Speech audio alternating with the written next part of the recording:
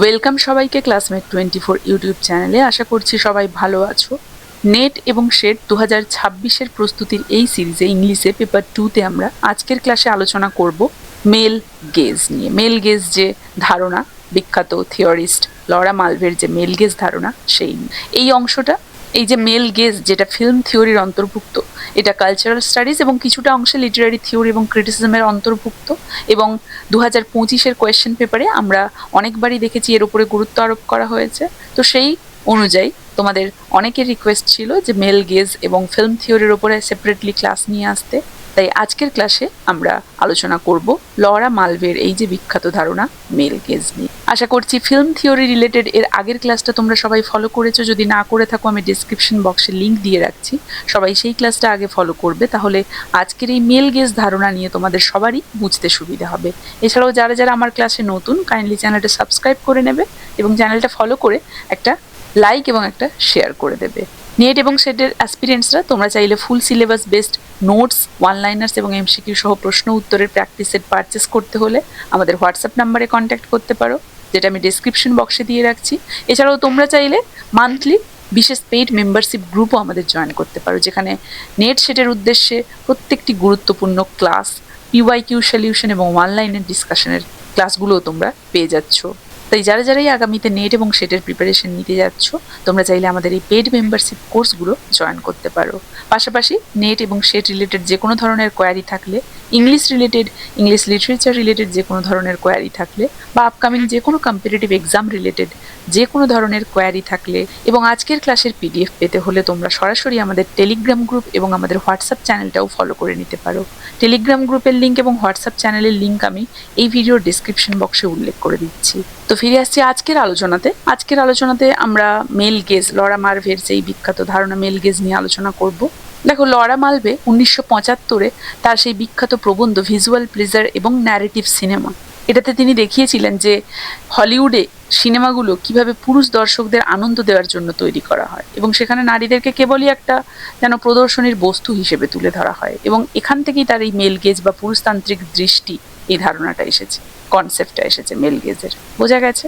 মানে মালভের মতে সিনেমা দেখার সময় আমাদের দৃষ্টি বা আমাদের গেজ নিরপেক্ষ থাকে না, এটা মূলত একটা পুরুষতান্ত্রিক দৃষ্টিভঙ্গি থেকে নাকি কাজ করে।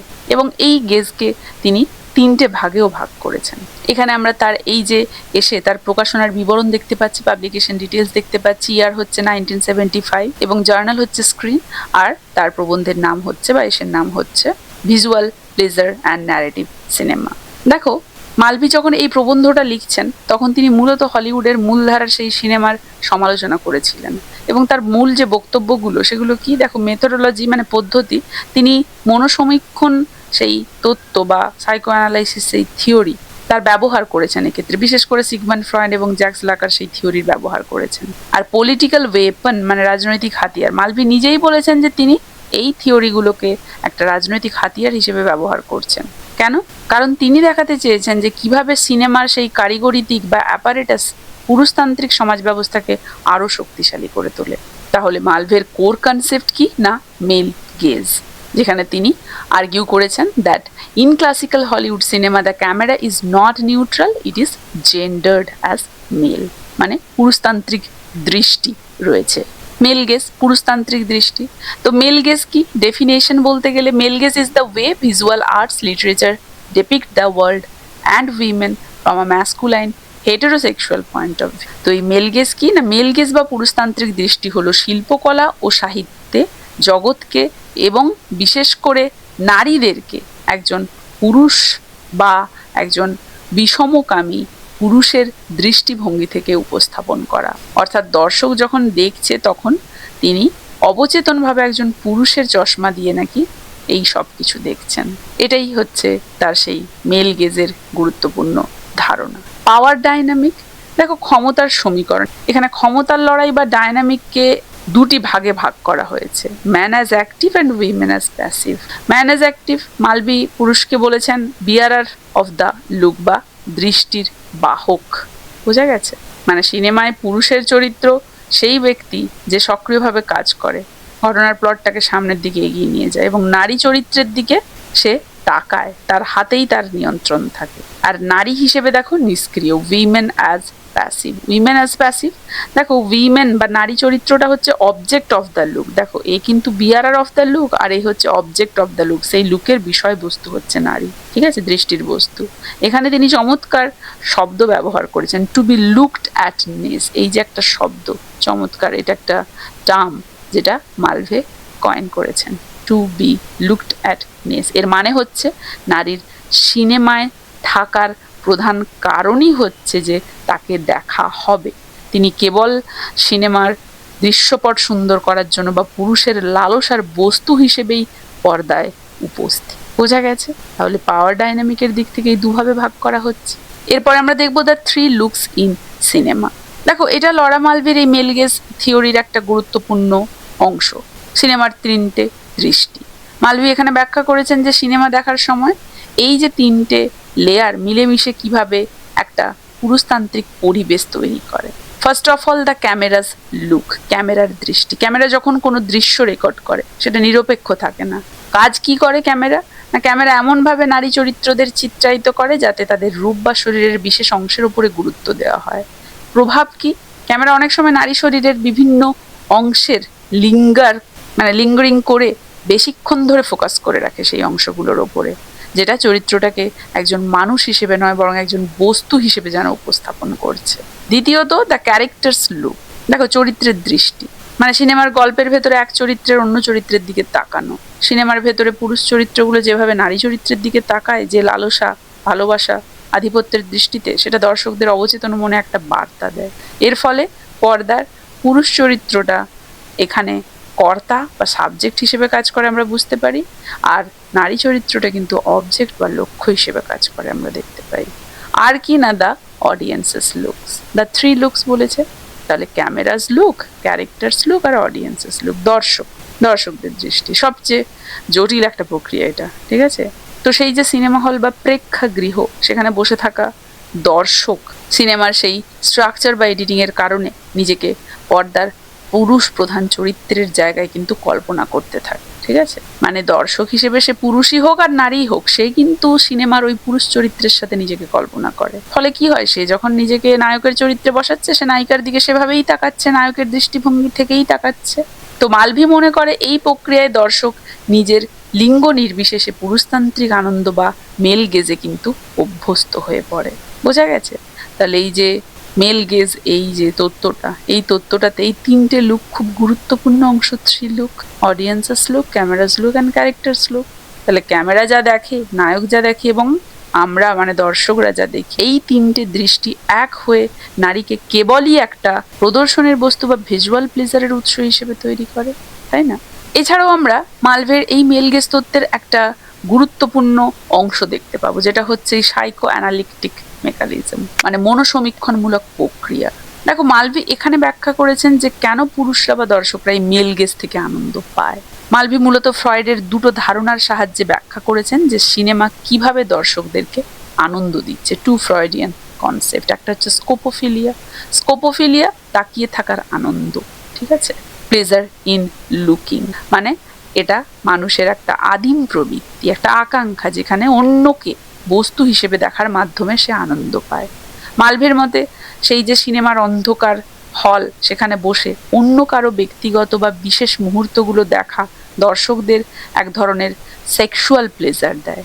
সিনেমা এখানে নারীকে একটা স্পেকটাকল বা প্রদর্শনীর বস্তু হিসেবে তুলে ধরে এই আকাঙ্ক্ষাটাকেই পূরণ করে, অর্থাৎ নারী কেবলই দৃশ্যমান আনন্দের জন্য যেন সেখানে উপস্থিত থাকেন। আর কি? আর হচ্ছে নার্সিসিজম বা আইডেন্টিফিকেশন। নার্সিসিজম নিজেকে অন্যের মধ্যে দেখা, বেসড অন লাকাস মিরর স্টেজ। এটা লাকার সেই মিরর স্টেজের উপরে ভিত্তি করে বা সেই আয়নার স্তরের ধারণার উপরে ভিত্তি করে তৈরি। কারণ লাকার মতে শিশু যখন প্রথমবার নিজেকে আয়নায় দেখে, নিজের একটা আদর্শ বা শক্তিশালী রূপ সে কল্পনা করে, তাই না? তো দর্শক যখন সেই হলে সিনেমা দেখে, সে অবচেতনভাবে পর্দার সেই আদর্শ মানে আইডিয়াল ইগো বা শক্তিশালী সেই পুরুষ নায়কের সাথে নিজেকে মিলিয়ে নেয়। সে দর্শক হিসেবে নারী হোক বা পুরুষ হোক, কিন্তু সে কিন্তু ওই আইডিয়াল যে হিরো, শক্তিশালী যে পুরুষ সিনেমা, তার সাথে নিজেকে একাত্ম করে। ফলে কি হয়, দর্শক যখন নিজেকে সেই শক্তিশালী সাহসী নায়কের জায়গায় কল্পনা করে বা আইডেন্টিফাই করে নিজেকে, তখন সে নিজেকে অনেক বেশি ক্ষমতাবান মনে করে। আর নায়ক যখন পর্দায় নায়িকার ওপর নিয়ন্ত্রণ বজায় রাখে, তখন দর্শকও ঘরে বসে সেই নিয়ন্ত্রণেরও কিন্তু আনন্দ পায়, কারণ নিজেকে তার সাথে সে একাত্ম করে নিচ্ছে, তো তাই না? বোঝা গেছে? তাহলে এই যে স্কোপোফিলিয়া, এই যে আইডেন্টিফিকেশন, দর্শককে অন্যের দিকে তাকিয়ে থাকার আনন্দ দেয় বা দর্শককে নিজেকে শক্তিশালী ভাবার সুযোগ করে দেয়, মানে দর্শক এখানে নায়কের সেই সমতুল্য একদম যেন। তো এই দুটো প্রক্রিয়া মিলেই তৈরি হয় সেই তথাকথিত একটা সিনেম্যাটিক আনন্দ, ঠিক আছে, সিনেম্যাটিক প্লেজার। সেটাই এখানে আলোচনা করা হচ্ছে, যেটা মেল গেজের একটা খুব গুরুত্বপূর্ণ অংশ, সাইকো অ্যানালিটিক মেকানিজম। তাহলে এই মেল গেজ যে তত্ত্ব বা থিওরি, এর কি টার্ম হিসেবে আমরা পাচ্ছি to be looked at ness, phallocentrism আর সিম্বলিক অর্ডার। দেখো, to be looked at ness মানে হচ্ছে the passive role of women as visual spectacles. সিনেমায় নারীর একমাত্র ভূমিকা হচ্ছে দর্শক বা পুরুষের কাছে একটা দৃশ্য বা প্রদর্শনীর বস্তু হিসেবে নিজেকে তুলে ধরা। ফ্যালোসেন্ট্রিজম বা পুরুষ কেন্দ্রিকতা, এটা হচ্ছে এমন একটা বিচার ব্যবস্থা যেখানে সমস্ত ক্ষমতা, চিন্তা, দৃষ্টিভঙ্গি পুরুষকে কেন্দ্র করে আবর্তিত হয়। মানে মালভী বোঝাতে চেয়েছেন সিনেমা শুধু বিনোদন নয়, এটা পুরুষ কেন্দ্রিক সমাজ ব্যবস্থারই একটা প্রতিফলন। এখানে পুরুষকে সম্পূর্ণ এবং ক্ষমতাশালী হিসেবে ধরা হয়, আর নারীকে অসম্পূর্ণ আর অক্ষম হিসেবে ধরা হয়। আর সিম্বলিক অর্ডার মানে প্রতীকী শৃঙ্খলা, লাকার ধারণা অনুযায়ী এটা তৈরি। এটা আমাদের ভাষা এবং সামাজিক আইনের একটা স্ট্রাকচার, যেটা মূলত সেই ল অফ ফাদার দ্বারা পরিচালিত। মানে জন্মের পর শিশু যখন কথা বলতে শেখে এবং সমাজে সে মেলামেশা করতে শুরু করে, তখন এই যে সিম্বলিক অর্ডার এসে প্রবেশ করে। তো এই যে শৃঙ্খলটা মূলত পুরুষতান্ত্রিক বা পেট্রিয়ার্কাল, তাই না? কারণ মালভীর মতে সিনেমা এই শৃঙ্খলারই একটি অংশ, যেটা শেখাচ্ছে যে ভাষা এবং ক্ষমতার উৎস হচ্ছে নাকি পুরুষ। বোঝা গেছে? তাহলে আমরা এখানে দেখতে পেলাম টু বি লুকড অ্যাটনেস, নারীর নিষ্ক্রিয়তা, ফ্যালোসেন্ট্রিজম, পুরুষের কেন্দ্রীয় ক্ষমতা, আর সিম্বলিক অর্ডার, সমাজ এবং ভাষার পুরুষতান্ত্রিক কাঠামো। বোঝা গেছে? তাহলে এই ছিল লরা মালভের সেই বিখ্যাত ধারণা male gaze, core concept of male gaze, male gaze বিশ্লেষণে the three looks in cinema, psychoanalytic mechanism এবং মেল গেজ রিলেটেড গুরুত্বপূর্ণ সমস্ত কি টার্মস। এখানে আমরা আরো একটা জিনিস মিস করে গিয়েছি, দেখো, দ্য ক্যাস্ট্রেশন অ্যাংজাইটি। দেখো, এটা লরা মালভের সেই থিওরির সব থেকে বিতর্কিত বা জটিল অংশ। ক্যাস্ট্রেশন অ্যাংজাইটি বা পুরুষত্ব হারানোর ভয়। মালভি ব্যাখ্যা করেছেন যে পুরুষতান্ত্রিক অবচেতন মনে নারী শরীর কেন একটা ভীতি বা হুমকি তৈরি করে এবং সিনেমা কিভাবে সেই ভয়কে দূর করে দর্শকদেরকে আনন্দ দেয়। দেখো, ক্যাস্ট্রেশন অ্যাংজাইটি কি? মালভি ফ্রয়েডের মনস্তাত্ত্বিক তত্ত্ব ব্যবহার করে বলেছেন যে পুরুষরা যখন নারীকে দেখছে তখন তাদের অবচেতন মনে একটা ভয়ের সৃষ্টি হচ্ছে, কারণ নারীর শরীরে লিঙ্গ বা সেই পেনিস যেটা তাদের শরীরে উপস্থিত, এর অনুপস্থিতি পুরুষকে তার নিজের ক্ষমতা হারানোর কথা মনে করিয়ে দিচ্ছে। তো কিভাবে এই দূর করা যায় হুমকি বা ভীতি? দেখো, এই ভয় বা অস্বস্তি দূর করার জন্য মেল গেজ দুটো পদ্ধতির কথা বলেছে। ফেটিসিস্টিক স্কোপোফিলিয়া, নারীকে একটা ফেটিস বানানো, মানে এখানে নারীকে একজন মানুষ হিসেবে না দেখে তাকে অত্যন্ত সুন্দর বস্তু বা মূর্তি হিসেবে উপস্থাপন করা হচ্ছে। ক্যামেরার মাধ্যমে তার সৌন্দর্যকে এত বেশি বাড়িয়ে দেওয়া হয় যে তার সেই যে ভয় বা হুমকির দিকটা ঢাকা পড়ে যায়। তখন নারী আর কোনো ভয়ের কারণ হয় না, বরং সে কেবল একটা সুন্দর সাজানো পুতুল বা ফেটিস হয়ে ওঠে, যেটা পুরুষকে আনন্দ দেয়, তাকে নিরাপদ অনুভব করায়, ঠিক আছে, আর ভয় জাগায় না তার মধ্যে। আর কি? আর হচ্ছে ভয়েরিজম বা স্যাডিজম। দেখো, নারীকে তদন্ত করা বা শান্তি দেওয়া, এটা সাধারণত ফিল্ম নোয়ার বা গোয়েন্দা ঘরানার সেই সমস্ত সিনেমাতে বেশি দেখা যায়। এখানে নারীকে একটা রহস্য বা অপরাধী হিসেবে দেখা হয়।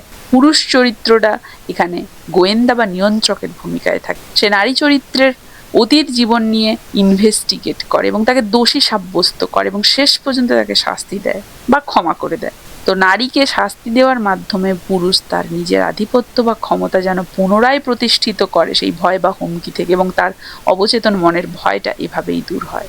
তাহলে কেন ভয় পায় এবং সেই ভয় কিভাবে দূর করা হবে তার দুটো ওয়ে, এই দুটো জিনিস এখানে আলোচনা করা হয়েছে। যেটা এই যে মেল গেজ, এই মেল গেজের একটা বিতর্কিত দিক, লরা মালভের মেল গেজের একটা যেন বিতর্কিত এবং জটিল অংশ হচ্ছে এই ক্যাস্ট্রিজম অ্যাংজাইটি। আশা করি এই ক্যাস্ট্রিজম অ্যাংজাইটি বা এই পুরুষত্ব হারানোর ভয়, এই অংশটাও সবাই বুঝতে পেরেছো বাকি অংশগুলোর মতো। তো এই ছিল লরা মালভে এবং তার সেই বিখ্যাত ধারণা মেল গেজ, যেটা নিয়ে 2025-এ কোয়েশ্চেন পেপারে আমরা দেখেছি প্রশ্ন এসেছে। তোমরা অনেকেই চিন্তিত ছিলে। আশা করছি আজকের এই ক্লাসটা মেল গেজের ওপরে তোমাদেরকে অনেকটাই হেল্প করবে। তো এই ক্লাসটা এখানেই শেষ করছি।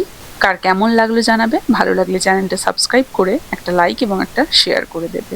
দেখা হচ্ছে নেট এবং শেড 2026-এর প্রস্তুতির এর পরবর্তী ক্লাসে আরও একটা গুরুত্বপূর্ণ অংশ নিয়ে।